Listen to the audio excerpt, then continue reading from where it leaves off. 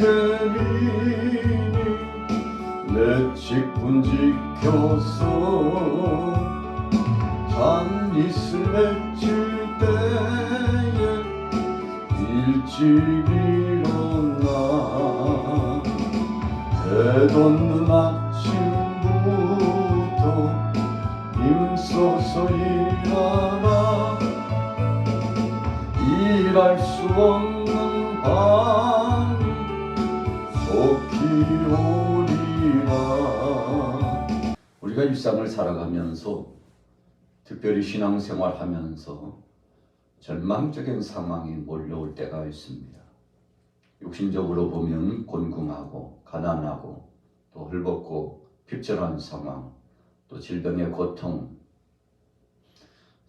또한 생업의 현장에서 사업이나 직장생활이 잘 되지 않거나 혹은 가정생활이 녹록치 않고 어려움을 당하거나 자녀들의 문제 때문에 속상하고 힘겨운 일이 나타나거나 혹은 주위에 있는 사람들과의 관계가 좋지 못하고 끊임없는 대적의 역사가 드러나게 될 때 우리의 삶이 사면 초가의 위기감에 봉착했을 때 자, 그때 어떤 생각이 듭니까?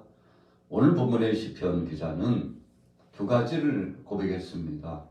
첫째는 하나님 왜 그렇게 멀리 계십니까? 하나님 어찌하여 멀리 계십니까? 두 번째는 하나님 어디에 숨어 계십니까? 하나님 임재하시고 하나님께서 나와 함께 하시며 우리 가정을 돌보시고 이 나라 이 민족과 우리 교회에 역사하시며 함께 하시는 주님, 그런데 모든 정황과 상황을 보니까 하나님은 안 계신 것 같아요. 하나님 도대체 어디에 계십니까? 하나님이 계시다면 나타내 주시고 하나님 역사하신다면 말씀해 주시고 하나님 이 혼란의 때에 나를 도와주시며 우리 가정과 생업과 모든 범사에 함께해 주옵소서. 여러분, 오늘 시편 기자가 정말 낙심되고 핍절한 상황, 어려운 상황 중에 하나님 앞에 호소하는 것입니다. 하나님 제발 음성으로라도 들려주시고 꿈에라도 하나님 임재하여 주시고 엎드려 눈물을 흘리며 기도할 때 하나님께서 친히 생생히 내 손을 붙잡아 주시고 내 몸을 품어주시고 위로하시고 치유하시며 회복하여 주옵소서. 자, 이런 간절함이 오늘 본문 말씀에 배어 있다는 것입니다. 하나님 앞에 부름받았던 아브라함이 75세에 그의 고향을 떠났습니다. 친척을 떠났습니다. 아버지 집을 떠났습니다. 사실 그가 고향을 떠나서 새로운 삶을 시작했을 때 상당 부분 그에게 적막감이 몰려왔을 것입니다. 모든 사람들이 다 대적자처럼 보이고요. 고향을 떠나서 새로운 둥지를 들고 지역에 나가서 살아갈 때 그를 대적하는 사람들이 꽤 많았습니다. 감시하는 사람이 많았습니다. 이 당시에는 족장시대이므로 무리를 지어서 살아가는 그 시절에 아브람과 함께하는 사람만이 동떨어지게, 외떨어지게, 적지 않게 고독감이 몰려오고 소외감이 있었을 것입니다. 여러분, 새로운 둥지를 들고 개척한다는 것, 새롭게 출발한다는 것, 새 살림을 시작한다는 것이 바로 그런 거 아니겠습니까? 사업을 진행하는 사람들이 처음 첫 사업을 시작하게 되면 거래처도 마땅치 않고 고객도 그리 많지 않아 가지고 참 한 달, 두 달 혹은 1년 동안, 많게는 2, 3년 동안 계속 투자를 해야 되는 상황이 몰려오죠. 그래서 적절한 자본금, 버틸 수 있는 자본금이 없으면 회사가 때로는 기울어지고 어려움을 당하게 됩니다. 그래서 정말 금전적으로 자본이 어려우면 급전이라도 빌려가지고 유지하려고 하지 않습니까? 여러분, 이런 상황은 굉장한 고독감과 외로움, 쓸쓸함이 몰려오기 마련이죠. 아브라함이 그랬을 것입니다. 시초에 그가 출발할 때 그와 같은 모든 정황에 그를 압박해 왔을 것입니다. 그리고는 주변의 족속들이 그를 향하여서 대항하고 항거하고 몰아내려고 했을 것입니다. 그러나 아브라함은 어떻게 살아나갔습니까? 하나님 한 분만 바라보고 그가 나갔습니다. 그가 어느 정도 기반을 잡고 탄탄대로 이제 풍요로워졌을 때 조카 롯과 함께 머물러 사는 것이 녹록지 않았습니다. 땅이 좁았다는 것입니다. 좁은 땅에서 많은 사람들이 소떼와 양떼와 그리고 염소떼와 종들과 함께하는 사람들이 살아가기에는 불편함이 적지 않았습니다.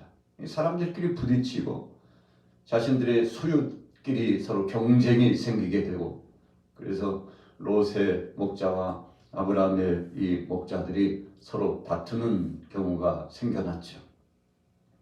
아브라함이 결단했습니다. 조카 롯을 분가시키기로 했습니다. 그래서 조카 롯에게 가장 좋은 것을 선택하도록 했죠.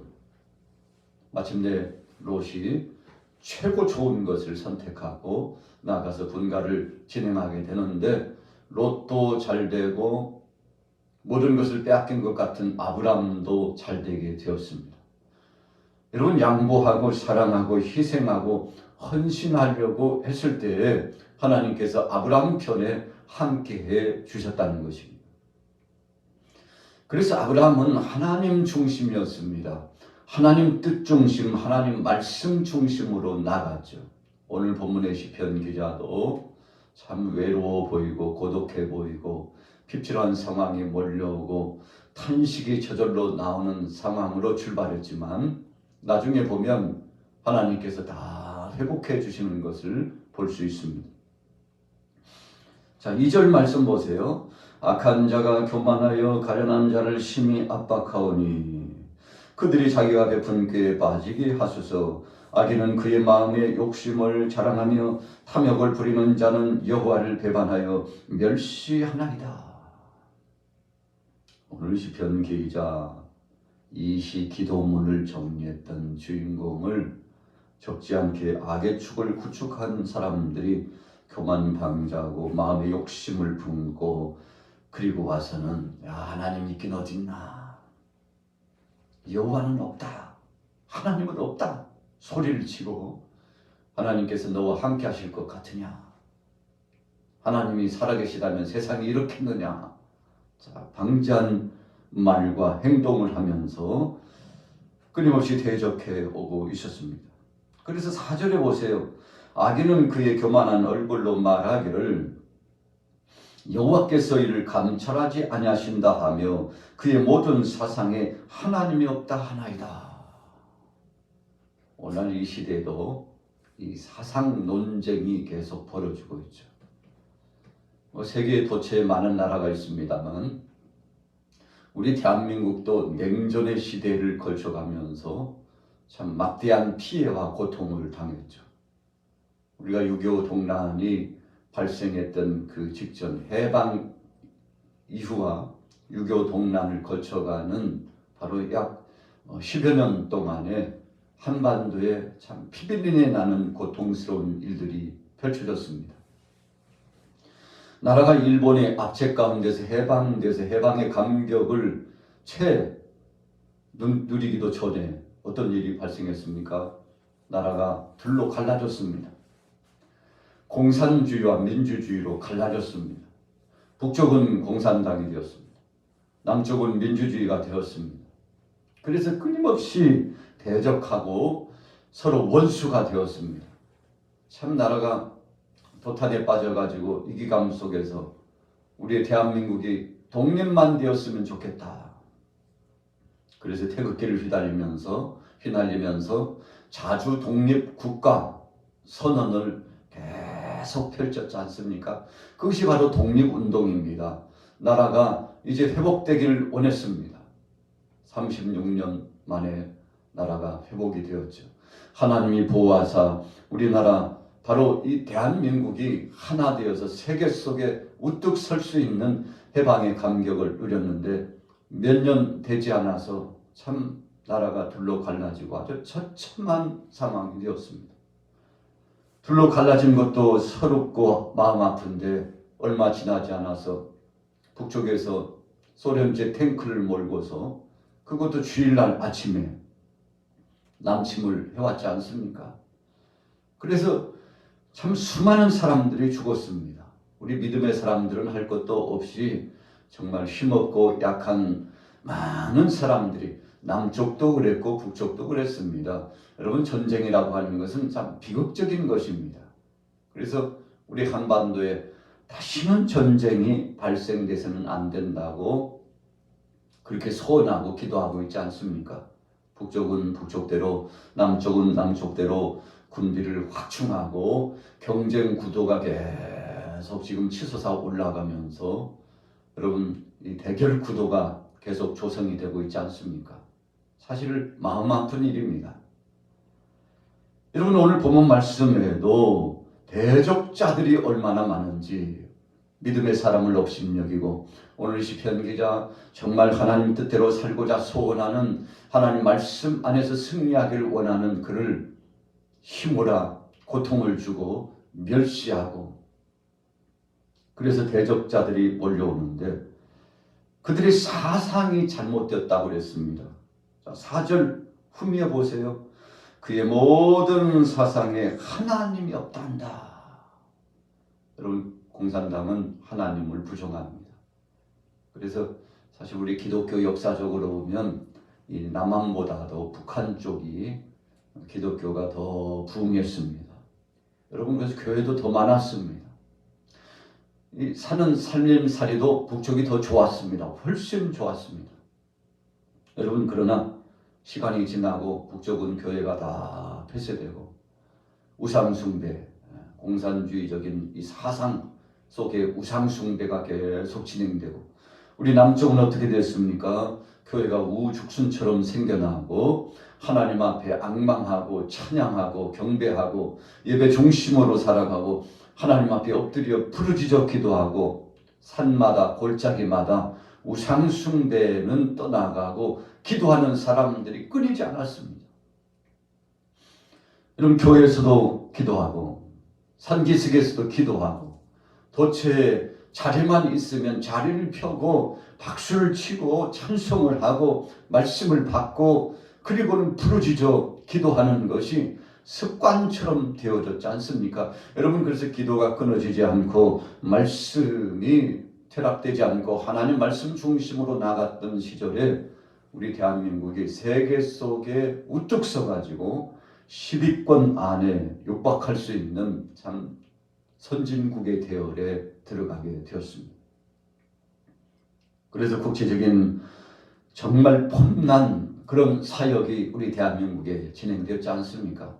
그래서 100년도 채 되지 않았는데 한강의 기적을 이루고 세계에서 대한민국을 모르는 나라가 없을 만큼 되었지 않습니까? 자, 무엇 때문입니까? 사상이 발랐기 때문입니다. 여러분, 사상이 잘못되고 하나님이 없다고 하고 불순종하고 거역하고 마귀가 좋아하는 짓을 행하고 그래서 하나님 말씀을 떠나고 기도도 떠나고 신실한 믿음도 버리고 이렇게 살아가면 패망하는 것입니다. 여러분, 점점 기울어져요. 북한 땅에 얼마나 무기를 구축하고 그래서 세계 속에 신문에 보니까 군사력이 사위권이 된다고 신문에 나왔어요. 대단하잖아요. 인구는 많지 않지만 집약적인 군비를 확충하고 있다는 것이죠. 그러나 여러분, 거기는 하나님을 섬기지 않습니다. 어떻게 됐나요? 경제적으로 계속 어려움을 겪고 있습니다. 여러분, 하나님이 없는 사상, 하나님이 없다고 말하는 그 모든 것들에 대해서 하나님께서 징치하고 계시다는 거죠. 오늘 본문에도 악인들이 하나님 없다 그랬어요. 하나님 있긴 어디 있어? 우리가 신앙생활하면서 자칫 잘못하면 하나님을 부정하고 살 때가 많습니다. 교회에 나와서 예배당에서 예배할 때는 하나님이 계신 것 같고 하나님께서 도와주실 것 같고 하나님 없이는 못 살 것 같은데 예배당 문을 열고서 예배당 밖에 나가는 그 순간부터 머리에서부터 발끝까지 하나님을 다 지우고 사는 사람이 있어요. 심지어는 예배당에서조차도 하나님 없는 사람처럼 말하고 하나님이 분명히 감찰해 보고 계시는데 그분이 보시지 않는 것처럼 말하고 그분이 듣지 않는 것처럼 행동하고 여러분 그런 사람들이 있다는 것이죠. 그러나 하나님은 다 듣고 계십니다. 하나님은 다 보고 계십니다. 일거수일투족을 하나님이 다 감찰해 보고 계십니다. 여러분 그래서 우리는 두렵고 떨리는 것입니다. 하나님이 없다고 소리치는 사상가들이 있는데 그러나 그분은 안이 계시다고 해서 안 계신 분이 아니라는 것입니다. 그분은 여전히 우리와 함께하고 계신다는 것이죠. 자, 7절에 보세요. 그의 입에는 저주와 거짓과 포악이 충만하며 여러분 그래서 하나님 없이 사는 사람들은 말하는 것이 포악스럽습니다. 행동도 포악스럽습니다. 그리고요 하나님 믿는 믿음의 사람들 얼마나 핍박하는지 몰라요. 자, 그 진상이 드러납니다. 11절에 보세요. 그가 그의 마음에 이르기를 하나님이 잊으셨고 그의 얼굴을 가리셨으니 영원히 보지 아니하시리라. 참 여러분 불행한 거죠. 행복의 반대는 불행인데 우리가 신명기서의 말씀에 행복한 자는 여호와의 말씀을 따라 산다 그랬어요. 불행한 자는 그럼 무엇입니까? 하나님 말씀을 버리는 겁니다. 오늘 본문에 악한 자들이 그렇게 살아갔습니다. 자, 13절 보세요. 어찌하여 악인이 하나님을 멸시하여 그의 마음에 이르기를 주는 감찰하지 아니하리라 하나이까. 하나님이 보긴 뭘 봐. 하나님 없다니까.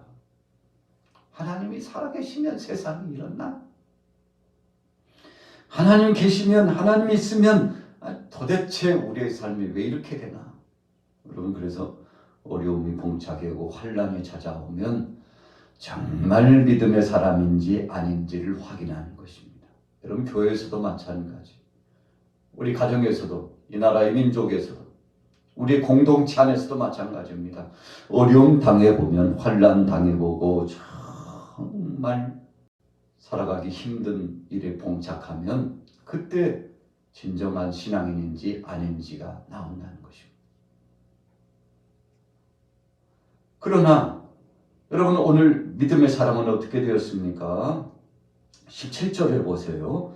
여호와여 주는 겸손한 자의 소원을 들으셨사오니 그들의 마음을 준비하시며 귀를 기울여 들으시고 고아와 압제당하는 자를 위하여 심판하사 세상에 속한 자가 다시는 위협하지 못하게 하시리이다. 우리가 오늘 시편 10편 말씀을 묵상하면서 하나님의 임재하심과 그분의 동행에 대한 말씀이 빈도가 아주 적어요. 다른 말씀은 계속 악한 자들을 고발하는 말씀이 나타납니다. 얼마나 답답하고 힘들면 그렇겠습니까? 하나님 앞에 그들의 진상을 다 직구하고 하나님 앞에 보고서를 올리는 것입니다. 하나님 악한 자들은 이러고 저럽니다. 패역한 자들이 저러고 이럽니다. 그래도 하나님 살아계시잖아요. 하나님 역사하시잖아요. 하나님 도와주시옵소서. 하나님 앞에 겸손히 서는 자를 책임져 주시고 우리의 기도를 들으시는 주님 하나님이 역사하실 줄로 믿습니다. 압박당하고 고통당하는 자를 헤아리셔서 하나님 살려주옵소서. 히스기야가 낯을 벽으로 향하여 하나님 한 번만 더 기회를 주옵소서.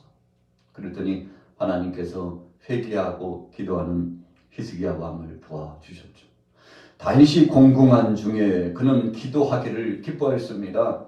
여러분 탄식하고 원망하고 불평할 것이 아니라 오히려 곤궁하고 핍박과 환난을 당할 때 하나님 앞에 넙죽 엎드려가지고 하나님 역사하옵소서. 나의 반석이 되시고 요새가 되시고 산성이 되시는 분은 하나님밖에 없습니다. 주밖에는 나를 도울 자가 없습니다. 그렇게 하나님 앞에 기도했더니 하나님께서 함께해 주셨습니다. 다니엘이 이제는 우상 숭배 이 압박 때문에 핍박을 당하고 죽을 날이 가까웠다고 생각을 했죠. 이제 마지막 하나님 앞에 나가서 기도하고 예배하고 이제 인생 마무리 져야 되겠다고 생각하고 대적자들이 감시하고 있는 거 알고 있었음에도 불구하고 그가 매일처럼 기도하던 기도처에 가가지고 창을 열어놓고 예루살렘을 바라보면서 하나님 앞에 간절히 기도했는데 무슨 기도를 했다고 그랬습니까? 감사하여 기도했다. 하나님 앞에 감사했어요. 수군거리면서 감시자들이 있었습니다. 야, 오늘도 다니엘이 기도할 거야. 제가 믿고 있는 여호와께 기도할 거야. 그러면 현장을 덮쳐가지고 우상 숭배, 이 황제만 숭배하고 왕만 섬기고 그래야 되는데 자기 신에게 기도한 저를 처단하고 죽일 수 있다. 모함했던 시기했던 사람들이 틈을 보고 있다가 현장을 덮치잖아요. 여러분, 그러나 다니엘은 마지막 하나님 앞에 기도하다가 하나님이 부르시면 선교할 각오하고 그가 갔는데 그가 죽었습니까? 아니에요. 하나님이 반전시켜 주었습니다. 오히려 사자굴에 던졌지만 그런 사자가 꼼짝도 하지 않냐고 저를 지켜주었습니다. 오히려 다니엘을 보호해 주었습니다. 다니엘을 위했던 자들이 사자굴에 던져지자 땅에 사자굴에 떨어지기 전에 이 사자들이 삼켰다고 성경이 참 적나라하게 표현되어 있지 않습니까? 오늘 보면 시편 10편의 말씀은 하나님 왜 이렇게 멀리 계십니까? 하나님 어디에 숨으셨어요? 너무너무 힘드니까 그렇게 믿음의 사람이 고백했습니다만 그러나 하나님께서 저를 버리지 아니하시고 함께 하신 것처럼 오늘도 여러분들 하나님 왜 이렇게 멀리 계십니까? 하나님 안 보여요. 좀 드러내 보여주소서. 이런 적막감과 고독감과 정말 힘겨운 일들이 혹시 있습니까? 하나님 앞에 기도하심으로 믿음으로 승리하시기를 예수님의 이름으로 축원합니다.